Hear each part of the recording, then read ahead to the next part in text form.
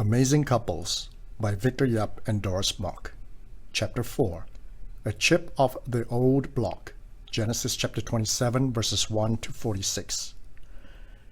To relatives and friends, guessing who was the favorite child in my family was not difficult.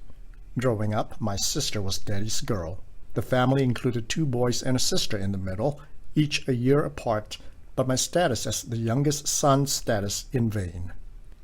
The stark reminder in Asia of who the golden child is usually occurs on festive occasions.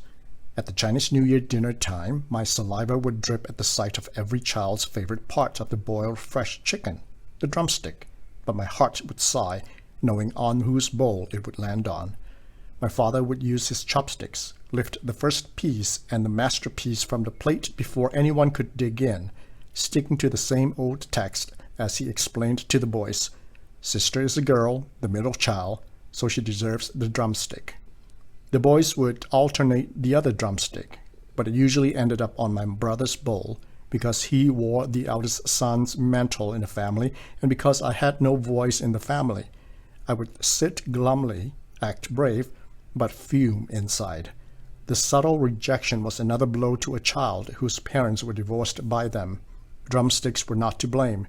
The lack of self-esteem, security, and status in the family was.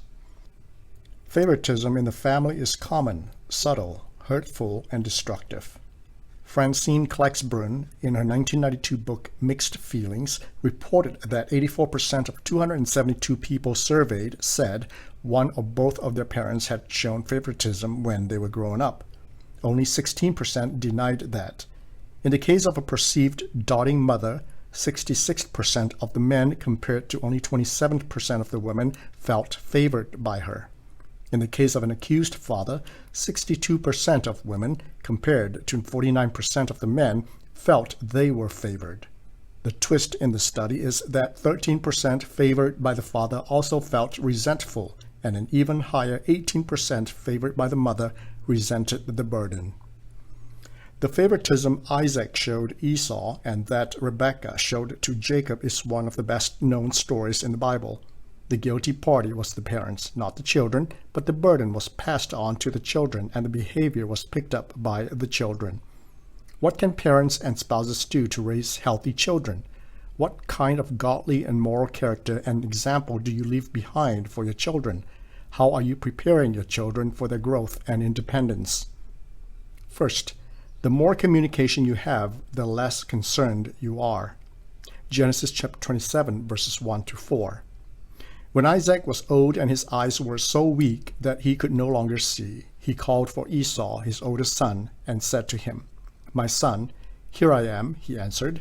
Isaac said, "I am now an old man and don't know the day of my death. Now then, get your weapons, your quiver and bow, and go out to the open country to hunt some wild game for me. Prepare me the kind of tasty food I like, and bring it to me to eat, so that I may give you my blessing before I die." A reader who identified herself as Marlene's daughter wrote to Dear Abby after she had just lost her mother to a lengthy illness and told the columnist of her parents' beautiful marriage that sparkled through its almost 50 years of marriage. She never heard them say an angry word at each other. While sorting through her mother's papers, she came across the rules for a happy marriage the mother had kept. She did not know how long she got it or when she had it, but she passed the advice to other readers. 1. Never both be angry at the same time.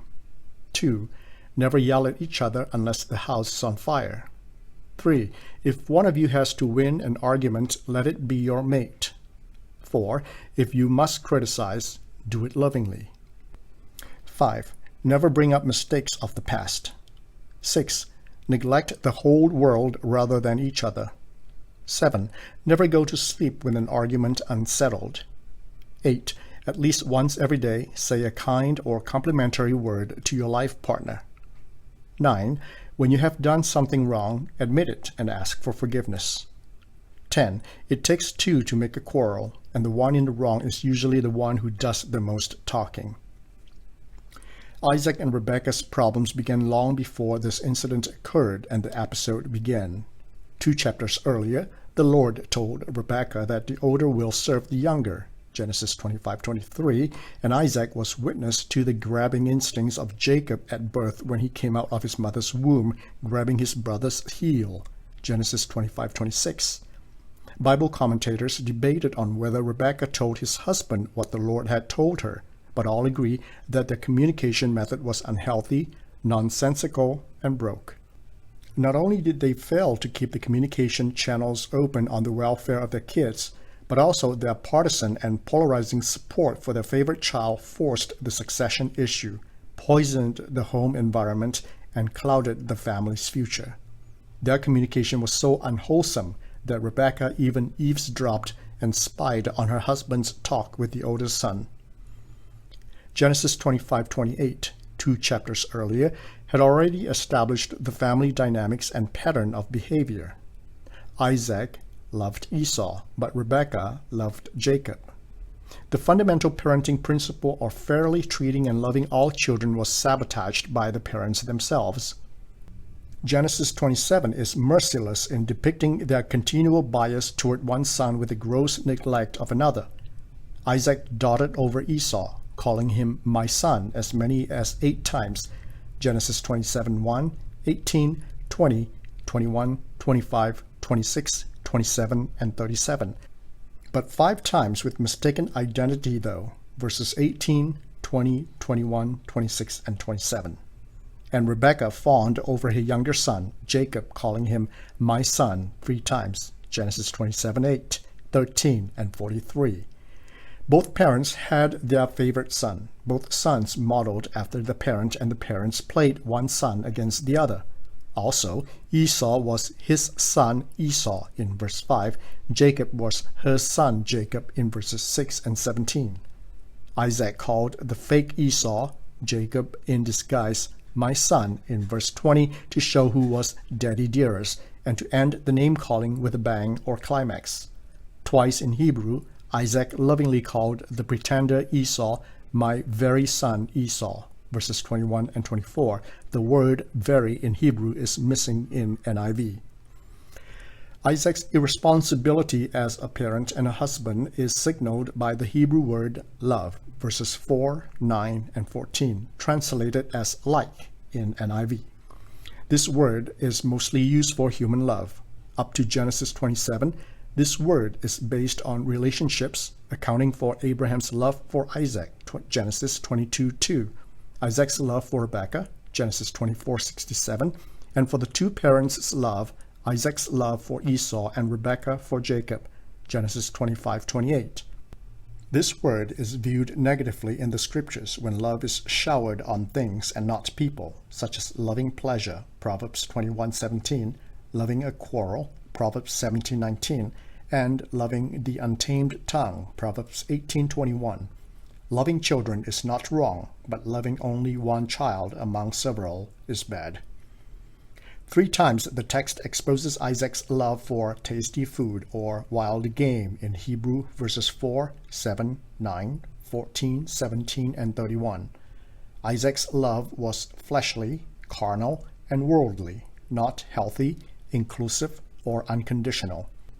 His strong craving, insatiable appetite, and unbridled mouth for wild game made him pit one son against the other. His love for Esau, Genesis 25:28, was compared in Hebrew with his ridiculous love for the wild, verse 4. He pampered and spoiled Esau the same way he indulged on and hungered for the exotic. His ideal son was a dirty, hairy kind of guy, dirty and hairy, a man's man, not a girly man, a handyman, not a hairless man, and a chip of the old block, not a mama's boy tied to her apron strings. Second, the more conniving you are, the more condemned you will be. Genesis chapter 27, verses 18 to 24. He went to his father and said, "My father?" "Yes, my son," he answered. "Who is it?" Jacob said to his father, "I am Esau, your firstborn. I have done as you told me. Please sit up and eat some of my game so that you may give me your blessing." Isaac asked his son, "How did you find it so quickly, my son?" "The Lord your God gave me success," he replied. Then Isaac said to Jacob, Come near so I can touch you, my son, to know whether you really are my son Esau or not. Jacob went close to his father Isaac, who touched him and said, The voice is the voice of Jacob, but the hands are the hands of Esau. He did not recognize him, for his hands were hairy like those of his brother Esau. So he blessed him. Are you really my son Esau? He asked. I am, he replied. Someone has said, sow a thought, reap an act, sow an act, reap a habit, sow a habit, reap a character, sow a character, reap a destiny. The Chinese say, when the family is harmonious, 1,000 things prosper. When the family turns ugly, mouths will not stop. Jane Bluestein's The Parent's Little Book of Lists has a list of 22 of the worst things an adult ever said to a child, but also the best things adults said to them. Some of the worst things submitted include, You'll never amount to anything. I wish I'd never had you.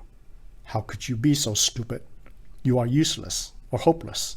I can't stand you. You'll never be college material. You are lying. You'll never be any good at that. Why can't you be more like your brother or sister? You are fat and ugly. Some of the best things include, I love you. Top of the list. How are you?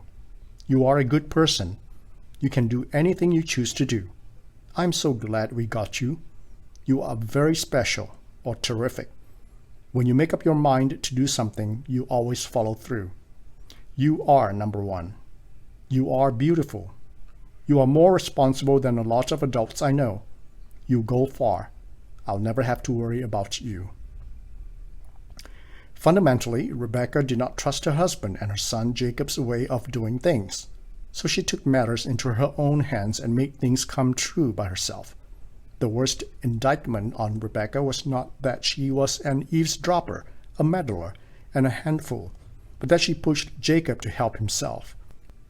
Twice she ordered her son to obey her with the daring expression and direct command, Obey my voice, verses 8 and 13, taking responsibility for the actions and consequences. The translation tell in verse 8 is softer and lighter than the original Hebrew word command. Not only could she direct her son like a general, she could also read her husband like a book. Even when Rebekah took 2 domesticated animals, verse 9, not really wild game, she knew her husband could not tell or smell the difference.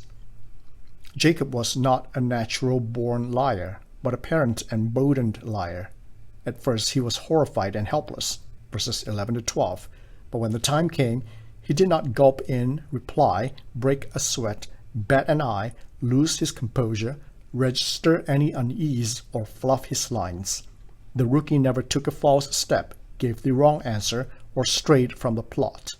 The younger dressed the part, looked the part, and perfected the part.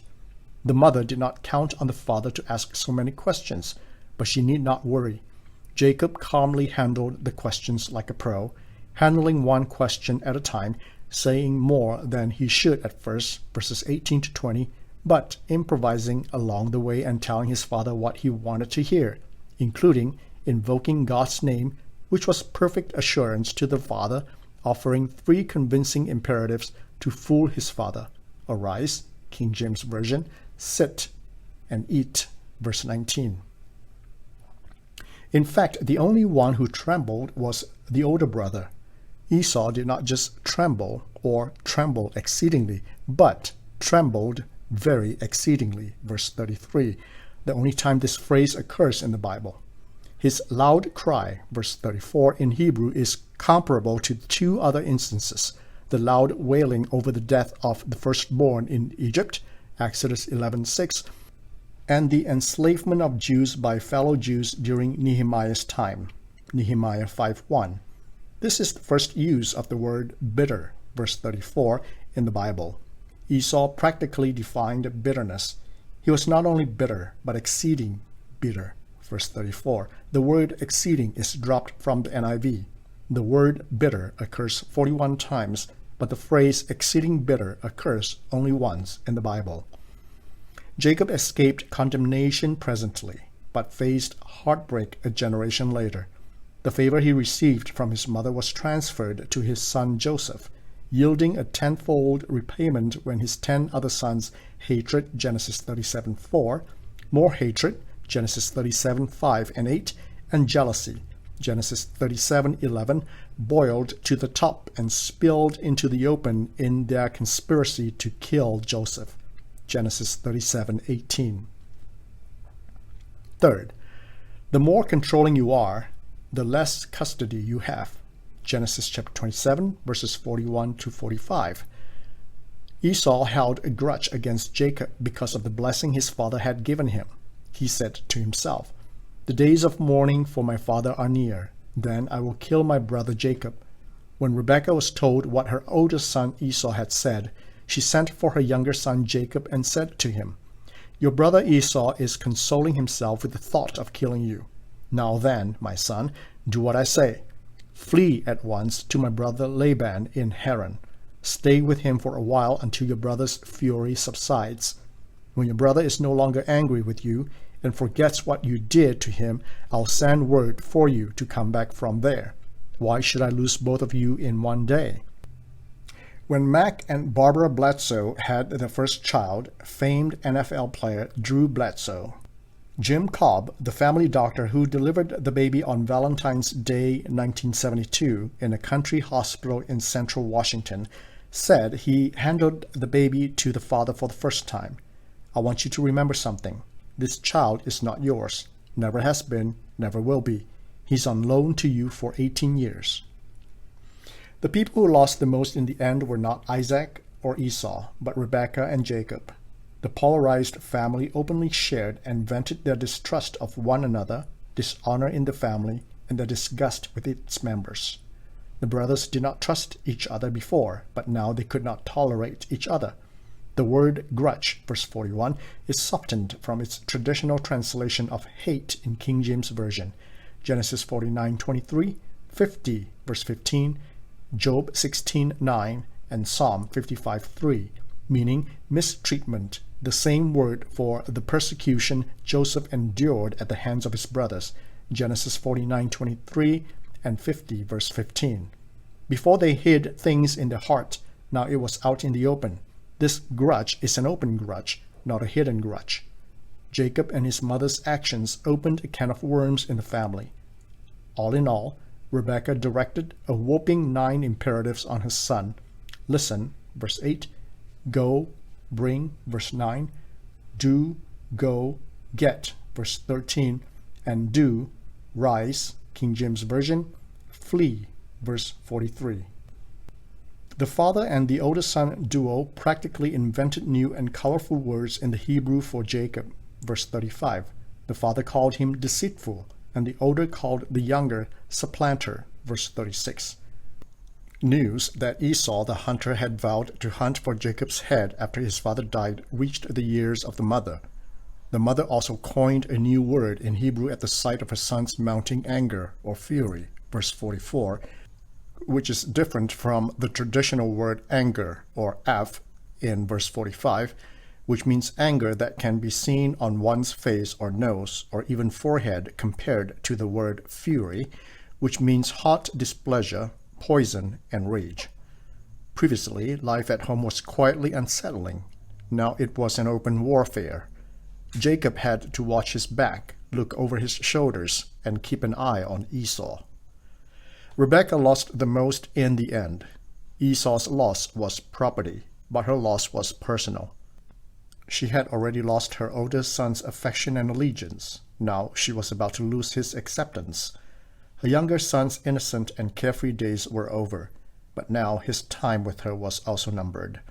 She was about to lose him forever. The mother did not think it would come to an end this way, this fast. No wonder she acknowledged that she lost 2 sons in a day, verse 45. A mother's dream of reuniting with her son, seeing her son married, and meeting his wife would not materialize. Jacob would never see his mother again or attend her funeral. Conclusion. God's way is the best way. The way to trust God is submission to Him, giving Him all your fears and hopes, and the consequences of distrust is suspicion, subversion, and spite. Parents, Are you raising your children in godly instruction and with biblical values? Do you teach them to value brotherly love, neighborly love, and God's love? Are you discouraging or exasperating them, dismissing or fearing your responsibility, dishonoring and misrepresenting God? Bible study questions. Group study. 1. List the main characters. What are their relationships? Note the complicated designation. Your son, his father. Who first tricked Isaac? 2. What did Isaac tell Esau to do? Verses 3 to 4. What plan did Rebekah have? Verses 6 to 10 and 13 to 17. What is a birthright? Verse 36. How is it related to a blessing? In God's view, what relationship is there between a blessing and a hunting trip or eating venison? 3. When did Isaac think about the need for succession and bless his children? 4. Why was Isaac partial to Esau and Rebekah partial to Jacob? See 25, verse 21 to 28. How they were partial to their favorite child. Why did Isaac and Rebekah fail to discuss their children's future? 5. How did Isaac and Rebekah mess up in their instructions to Esau and Jacob? Contrast. A blessing and a curse. Progression. 1. The ongoing trick Jacob played on his father. Note how the lie in verse 12 got worse in verses 18 to 25. 2. When Esau realized that Jacob had cheated to obtain a blessing, what was the former's response? Verses 34, 36, 38, and 41. Group sharing. 1. From a parent's perspective, did Rebekah's action on Jacob's behalf, including her being cursed, considered love? How did the parents' association of eating and blessing affect the children? 2. Who is the source of blessing? Who has the authority? Can God's love be bought, exchanged, cheated, or forcefully taken? 3. If you have children who are having conflicts at home, share your experience with others. 4. Describe how your family members communicate. Who speaks to whom? And what do they talk about? How do they respond? Do parents favor a child at the expense of another? How do children communicate with one another? Do they have a close relationship? Think about some strategic ways to change the way family members communicate so that it can be deeper and more meaningful. 5. Share how kids in the family compete with one another and how parents' favoritism can affect their lives. Then pray for one another. 6. Discuss the problem of favoritism. 7. Talk about how the church can help kids experience the blessings of God. Pray for children to experience God's blessings. Option 1. If sibling rivalry is an issue in your family, share your concern with your spouse. Option 2. Draw a communication diagram for your family members. Who communicates what to whom in this diagram? What is the usual content of the communication? Are these general responses, example, go to sleep or eat your food? Does one of you feel more connected to one child? How do your children interact and communicate with each other? Are there opportunities for deeper and meaningful communication? Explore some strategies to improve it. Option 3. Discuss sibling rivalry or parental favoritism in your family of origin. Pray for each other about the wounds. From Doris, the psychologist's desk. Sibling rivalry is not necessarily an issue for young children. It can occur in different stages of your children's lives, even in adulthood. Such conflict may have begun in early years, and so parents may want to beware. Different life events, such as a parent's illness, graduation, or work, at different stages of life may bring siblings together or push them further apart. It is not uncommon for a parent to have a special bond with a child for different reasons: similarities in appearance, talents, traits, shared interests and hobbies, or simply spending more time together, parental availability, etc. However, favoritism can really hurt your children individually as well as their relationship with each other. Here are some tips. 1. Avoid unnecessary and unreasonable comparison. However, some comparison or competition can be healthy and a source of motivation to improve. 2. Check whether you are fair. When you are treating them differently, explain that it is because of their differences, age, physical condition, personality, etc. For older kids, this is a great opportunity to teach them to see things from others' perspectives. 3. Encourage and reward them when they are cooperative and helpful to each other. Be aware and point out these positive behaviors. It is better to reinforce good behavior than to highlight the negative behavior. Instead of attending to them only when they are fighting, praise them when they are playing well together or helping each other out. Create opportunities for them to cooperate whenever you can. 4. When one tends to dominate the other in an unhealthy way, you may need to intervene. 5. Observe yourself and your spouse from your child's point of view. You may be very fair and loving to all your children. However, they may not experience you that way.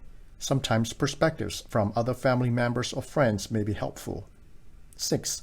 Lastly, you and your spouse should have a united front and be in agreement.